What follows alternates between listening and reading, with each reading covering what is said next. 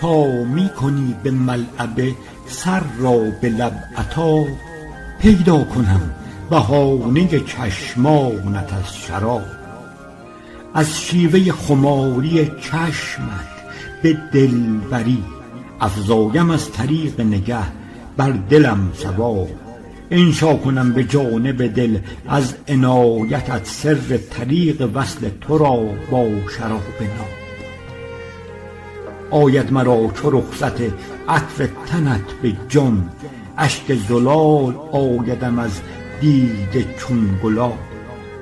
گیرم خیال زندگی و جاودانگی، از نور روی ماه تو در عالم سراب.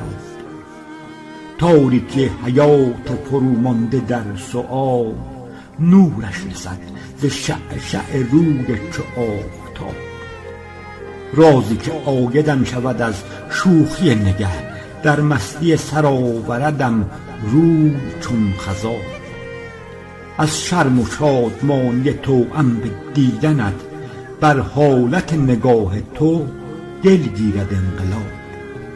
سوزد به مشتعل سرم از سرخوشی دلم، وز وضع دیده جان به گداز آیدم کباب. از استناد حال دل و زجه های جان، داری مرا به جرگه عشاقت انتساب. مکشوف شد چو سیطره چشم بر دلم، با طاق ابرو آوریم حکم احتجاب. هر دم مرا به دید شغب سوز جان دهی، جهداریم به سیر رخت حق انتخاب. با صلح دیده گاه فتور آوری میان، ایمای لب چو کاهدم از دیده التهاب. اغوا کند نگاه فریبنده ات دلم، بر احتجاج بوسه برآرم به سر خطاب. چین شاهدی که حکم لب از دیده میدهد، جان را مگر به بوسه برآرد به احتساب.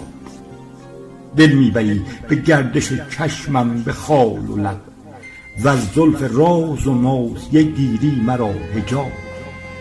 دور تسلسل آیدم از شرح دیده ام، در منطق ربوده به حظم ز دیده خواب. از اشتیاق روی خوشت در حریم جان، دل را به انقلاب رخت تا دهی ثواب. فصل الخطاب معجزه آید خیال را، بر دیدن جمال تو بی حاجب و نقاب. درمان دهی به درد فزونم ز خنده ات، در حیرتی که کرده مرا حال دل خراب. جان را دوای عمر ز کف داده میدهی، میگیری از بطالت عمرم ز سر عذاب. این گونه‌ام به جانب رخساره برده ای، که از حیرتم به پیریم آورده ای شباب. تا جان چنین به عمر جوان تازه کرده ای، بر طالب از جمال خوشت تا ابد بتاب.